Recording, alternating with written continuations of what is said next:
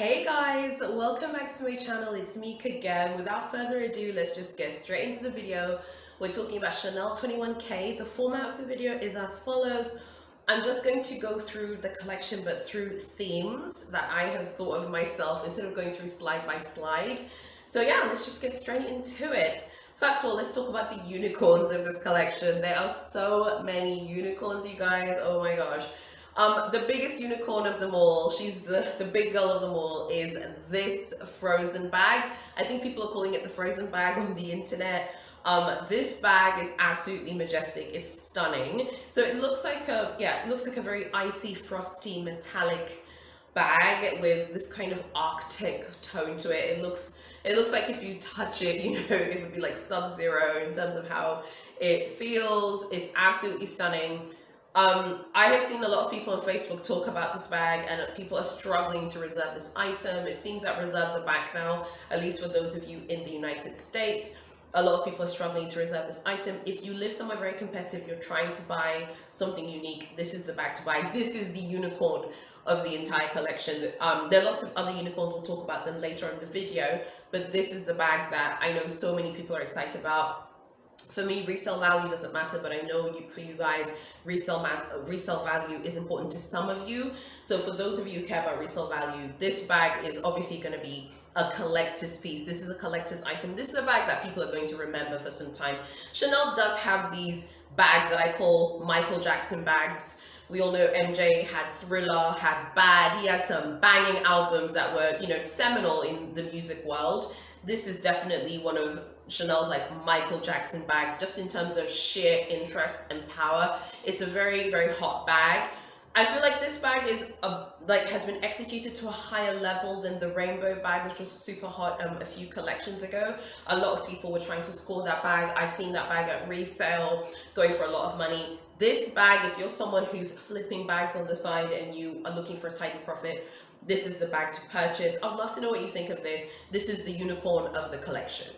Another huge theme of this collection is winter whites.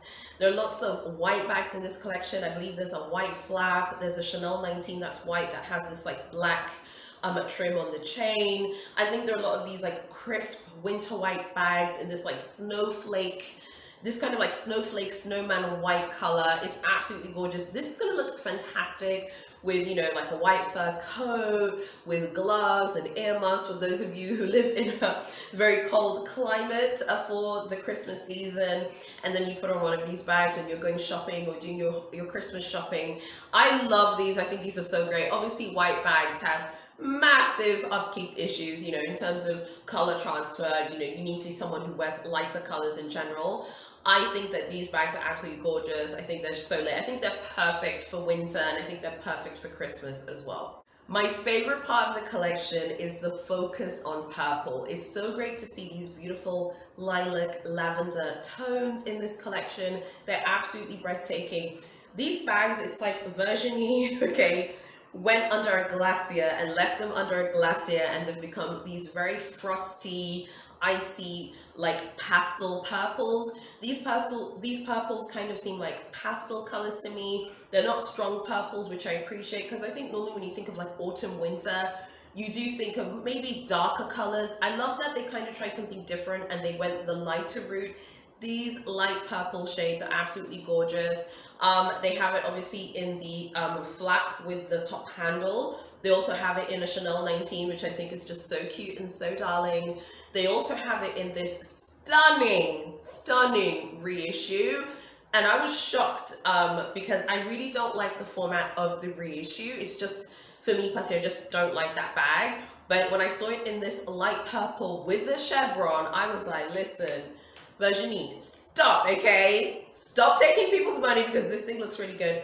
There's also in the Coco Handle, it also comes in this light purple. That is a unicorn, I believe, for this collection, the Coco Handle. I've seen a lot of people on Facebook talking about the light purple Coco Handle. Many people are trying to reserve this item. So if you like purple, these bags are absolutely stunning. I would love to know what you think. In addition to the stunning purple reissue, The reissue is back with a bang in this collection. We also have this gorgeous black reissue. There's this stunning, I think it's kind of like a silver reissue with the chevron. I'm just really excited to see like chevron back, because I just love the way Chanel executes chevron. I love how it looks like on the trendy. Even though I'm not a massive fan of the boy bags with chevron, I've always thought looked fab, and I think that these look really great.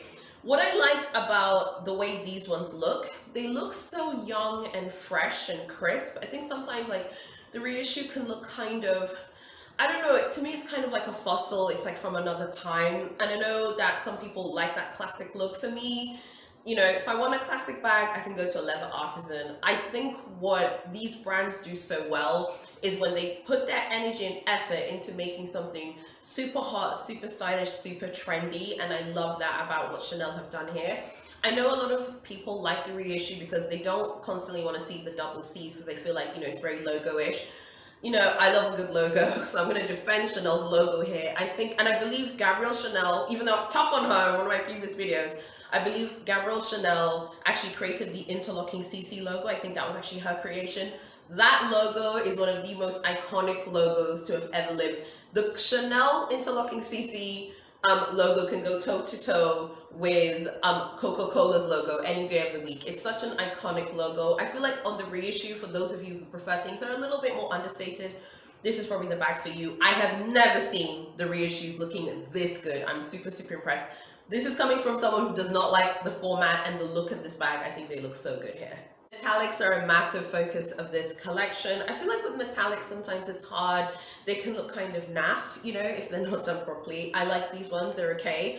I'm not a massive metallic person, so they're not going to be like, whoa, they're super amazing, but maybe for some of you, you'll like them. I'd love to know what you think of these metallics. It's interesting that they decided to go with some gold for the metallics in this collection. I mean, that wouldn't have been my first choice, but I love how they're surprising us with 21K. I think in Virginie's tenure at Chanel, we are seeing more and more bags that are embellished, which is always a good thing. I think sometimes they can be hit and miss. Sometimes they can look super good, and sometimes they can look really, really bad. I would love to know what you think of these embellished bags here. I mean, what are your thoughts on the way Chanel does embellishments? I like the way Chanel plays with fabrics, with texture, and with how these bags look and stuff. I mean, the embellished bags in 21K wouldn't be like my first choice. Like, woohoo, I really want to, you know, get these, but I do think they look pretty decent. Wild cards of this collection. Let's just start with this very silly, very ridiculous bag, which I assume they're going to call an evening bag. You know how Chanel are on their website. They love using as few words as possible to describe their items. This bag is probably going to be an evening bag. I kind of feel like using the makeup packaging as inspiration for a bag is lazy. That's just me. Now, I don't know how you guys feel about it. I personally just feel like it's kind of lazy. It's kind of whack. I'm pretty sure that this bag is going to cost like £14,000 in the UK. It's probably going to be $17,000 in the US. It's probably going to cost a horrific sum of money. I personally don't think that this bag is, you know, probably worth any money to spend on. That's just me. I think that this evening bag is a 100% branding play. Any person that buys this bag is someone who's a fan of the house. I think those of you who look at resale value, you would not purchase a bag like this because frankly, you know, if going on the resale market, it's only like the Chanel diehards who would purchase this bag, in which case they're probably already VIPs or Camellia clients. So for me, I just feel like, I don't know, I think this bag is silly. The next, well, you can't call it a bag, whatever it is, the lipstick holder necklace thing. This is a load of nonsense, but here we go. We're discussing it, okay, because it's part of 21K. This thing is very silly. I want to know how much this thing costs when the prices come out of these bags. I believe 21K isn't affected by price increase. I think this is just so silly. I put these as the wild cards because I want to know what you guys think of them. I still say that evening bag that's inspired by the makeup packaging is very silly, okay? But there will be people who purchase it, and that's fine. Make yourself happy, but I just would love to know what you think of that. So that is, yeah, I think that is like Chanel 21K in terms of all the themes and the trends that I saw. So now I just want to tell you my general feelings on where Chanel is going with their collections. We just had 21B. 21K is dropping in the first week of September in the US. I'm guessing this is going to be the same for all of the other markets in the world. I think 21K is much better than 21B. I thought 21B was very dark and boring. This is much more fun. It's much more light. By the way, there's this logo bag here, which I think is very interesting. Chanel is doing a lot of these like logo bags at the moment, which I have found quite interesting. I don't know why I find them interesting, but I do find them interesting. I can't pretend. So I'm not saying I would buy it. Frankly, I'm not even really saying I like it, but I think one thing I like about Chanel is they cover everyone. If you don't like logos, you don't want people to know you're carrying Chanel, take the reissue. If you want to see a logo, baby, okay, you can take this bag. If you want something weird or unique, in my opinion, it's weird, but some of you might like that bag that looks like the makeup packaging or whatever, then you can take that. I like that Chanel covers its bases for all types of clients. Something else I really like about Chanel is I feel like Chanel is a very global brand in the way it designs bags. These bags can be purchased in Paris, in Dar, in Johannesburg, in Hong Kong, in Taipei. They can be purchased anywhere and they will look absolutely gorgeous. I feel like Chanel really understands that it has a global audience. And while, of course, you know, Parisian style is, you know, obviously a huge influence on the house, they really do look at the world, I think, when they are creating bags and pieces for the collection. And I appreciate that because I feel like there are things in this collection that I could wear here in this really hot climate and I wouldn't look weird. For example, the all of the lilac purple bags I think would look great here in the really tropical weather. Obviously a tweed, as much as I love tweed, you can't wear tweed here, you will look crazy because it's like, it's hot here, why are you wearing tweed? You know, you look like a weirdo. But I do think, for example, like the winter white bags, like those really nice crisp white bags, they will look absolutely gorgeous as well. You guys seem to really like my Hermes video when we kind of went through the worldwide boutiques and we talked about the shenanigans and the drama of all of these boutiques. So I thought it could be fun to try and do this for Chanel. I found some crazy stories I want to share with you, get your reaction. Make sure you're talking to me in the Premier chat. Make sure you also like this video and subscribe. The first story is from Chanel Beverly Hills. What's going on in Beverly Hills? Who's from California here? Okay. The Beverly Hills luxury boutiques are dragging clients, okay, into the abyss. So I'll put up the story so you can read it. Let me just paraphrase. There was a client who purchased a bag from the Beverly Hills Chanel boutique and she claims that she didn't take the stickers off now, okay? And she had it for a week at home. She tried it on a few times at home, but she never took it out of the house. She didn't take the stickers off. She wanted to return it. I think the manager was like, it's not in pristine condition, I'm not gonna accept it. She had to call her SA and then she got her refund. Now, normally for me, I would just be like, normally most of these cases, I would side with the client because I do think you have a right to return things. But I do think sometimes like there are people who are serial returners or who are returners who return things in bad faith without realizing it. So in this example, if you read the story, she says how she never wore it. Well, darling, if you tried it on at home a few times, you did try it on, your fingerprints all over the strap, your fingerprints all over the caviar, the lambskin. I know some of you are going to drag me in the comments. I'm being my authentic self, okay?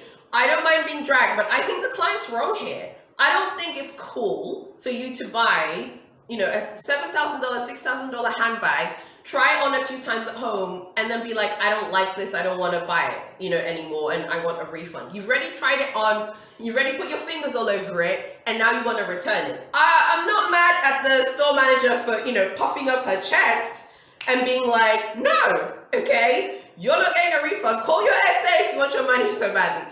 What I don't like is Chanel's attitude, but I'm sorry, I think the client's wrong here. Is the client wrong? Tell me in the comments. The next story is also from Beverly Hills. I'll put it up on the screen so you can read it, but super quick. A client walked in and she wanted to buy something. She was told to wait by an SA, and the SA was like, hey, just wait. And then she's waiting, you know, and then two men walk in suits, and then the SA proceeds to serve them. That is bang out of order. The client flips out, goes over and shows them a Valentino business card, and so she's going to Valentino, you know, I know she's upset. That's a little bit dramatic, but I do understand that she's upset. I think the problem is like also there are some like sexist things that also linger in retail. I had a retail business, so I know this. I think some people just feel like men are more serious buyers, which isn't fair, and that's not fair on us. So the essay here was wrong. I'd love to know what you think about this as well. I just find it interesting because this has happened in boutiques, and I'm the kind of person where no one Q jumps me in a shop, okay? I don't care where I'm at. I do not care. you are not queue jumping me. And then this person's like, you know, waiting, and then two people come in and then you go and serve them. It doesn't matter if they were VIPs. Wait your turn. Next story is coming out of Las Vegas, Nevada in the United States of America. This one, to me, I still feel like the client is wrong. So the client says how they walked in there, they're gonna buy all these bags, we asked for 5 bags, we're gonna spend $7,000 a bag. This one feels more entitled to me because it's just kind of like, well, and I think, because I'm looking at the monitor there, I think that this is the Bellagio outpost, because I know Chanel has a few in Las Vegas. I think this is one of the Bellagio. And I feel like you as a client, okay, fine, you're coming to spend money, but I do feel like Chanel is also very tuned in to the people who are like, can I see 5 bags and can I touch every single bag and not buy anything? When I had my beauty shop, we used to get people like, can you show me everything you have and can I pick something? And that normally gets you the side eye if you are going into a store, particularly a place that sells expensive goods, because most of the time people who walk into the shops like know what they want to buy. So I feel like sometimes people feel like, this person is just trying to like touch things and, you know, touch things all the times and then not buy anything. I think that this person kind of came across a bit entitled. I think anytime someone is, you know, huffing and puffing about, oh, I'm going to spend all this money, you're not going to spend a thing. You know, you're just there to look around. Most of the time, the people who are like the big spenders, I know from my experience when I had my store, the big spenders don't shout, they whisper, okay? And whether or not they're thugged out, you know, in jewels or they've got a nice car, the demeanor in the boutique of the big spenders is very chilled out. So for me, I'm just kind of like, you're giving me reseller vibes, and maybe the SA could tell. This is another story out of Las Vegas. I also feel like the client is wrong here. I can't believe I'm defending Chanel so much when we know how they're like. Please read the story. Let me just paraphrase for you. The client goes into this boutique. Again, I think this is the Bellagio as well, the Bellagio outpost of Chanel. And, you know, she's like, I want to, you know, buy a bag. I'm guessing it's a flap because she does mention the price, which was like $6,900. So it's probably a classic flap of some size. And yeah, basically she walks in, no one greets her. And then she goes up to an SA and says, do you guys like not greet people? And I feel like the way she wrote it in the review, to me, I think is quite aggressive. And the SA says, we normally let people look around first. I mean, I don't know. I mean, what do you guys think? Do you think that the SA has to greet you, automatically walk into the boutique? Everyone is different. Not everyone wants to have someone breathing down their neck like, can I help you? Can I help you? Can I help you? Can I help you? But of course, the SA should say hello and welcome the client into the store. I don't like the way the client responded, okay? And like I said, yes, sweetheart. Okay, yes, Miss Moneypenny, you've got a lot of bags of money, but you don't need to announce your constant, like, bags of money. You don't need to tell us. We know you have them.